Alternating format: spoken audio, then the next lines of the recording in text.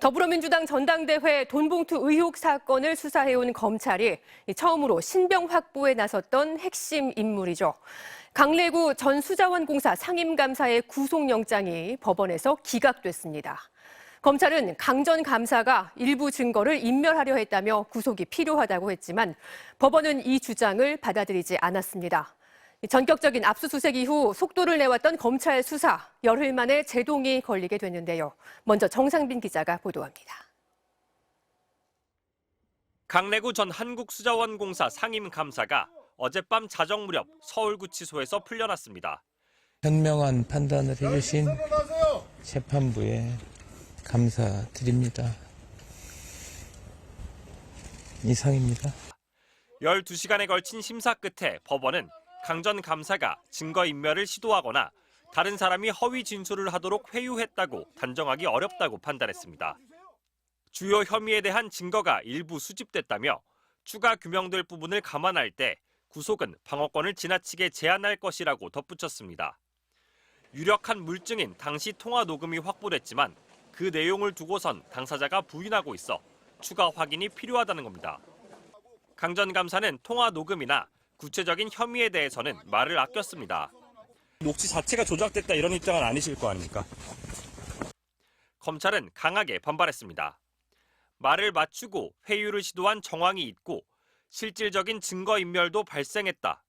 기각 결정과 사유를 납득할 수 없다며 공식 입장문도 강한 어조였습니다. 의혹 전 과정의 핵심 인물인 만큼 검찰은 구속영장 재청구를 적극 검토 중인데 증거인멸과 말맞추기 정황을 보강해야 합니다.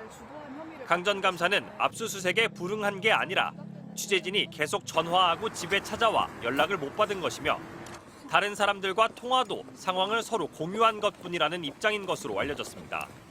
잠시 뒤 더불어민주당 송영길 전 대표의 파리 기자회견 내용이나 송 전 대표의 귀국 시점도 구속영장 재청구 등 검찰 수사 방향에 영향을 줄 것으로 보입니다. MBC 뉴스 정상빈입니다. 정부가 전세 사기 피해자들이 살고 있는 집을 공공 매입하기로 했지만 세입자들은 여전히 불안에 떨고 있습니다. 관련 법은 언제 만들어질지 모르고 이미 대부업체로 넘어간 집이 당장 경매로 팔려버리면 집을 비워줘야 하기 때문입니다. 고재민 기자가 취재했습니다. 지난해 3월 전세 사기 피해가 드러난 인천의 한 아파트입니다.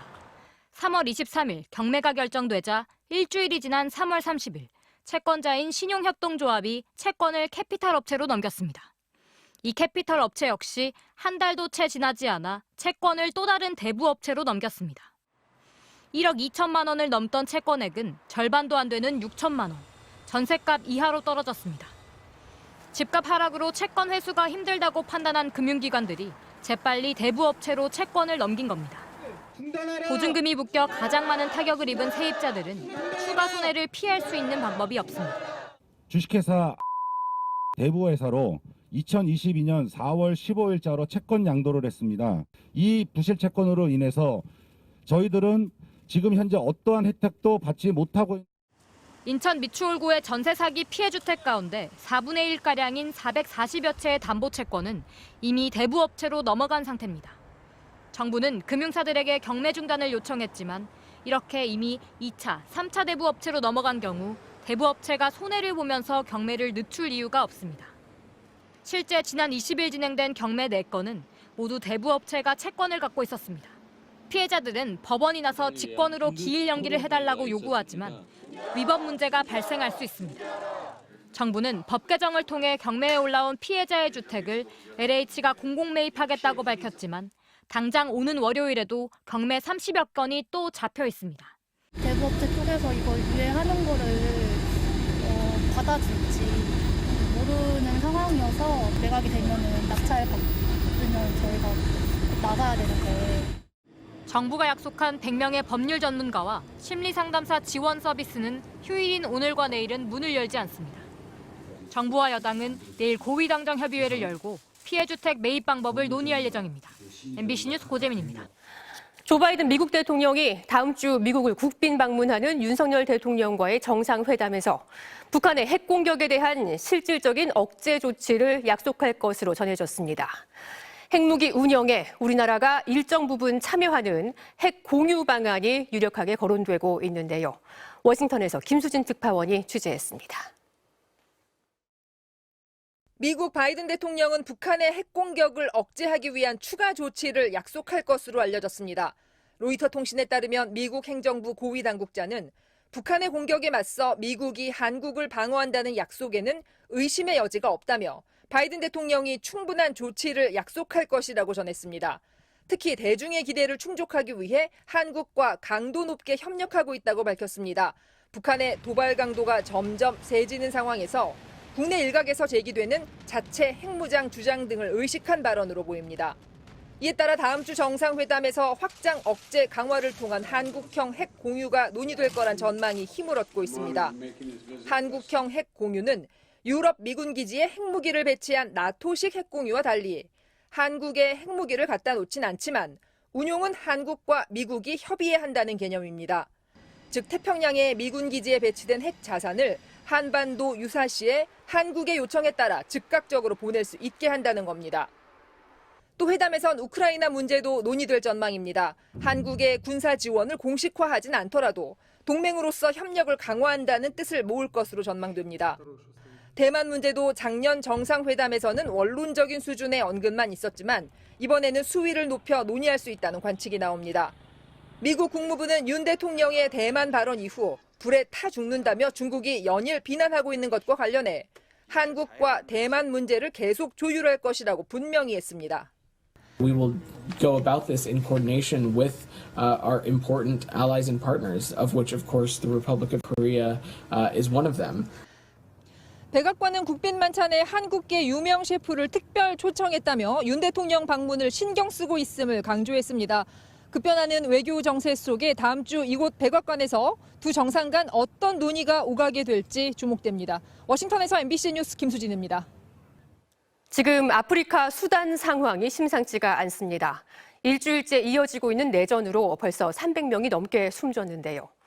도심에서 벌어지는 총격과 폭격 속에 우리 교민들의 안전이 크게 우려되는 상황입니다. 윤석열 대통령은 교민 탈출을 위해 어제 수송기를 급파한 데 이어 오늘은 청해부대 투입까지 지시했습니다. 윤성철 기자입니다.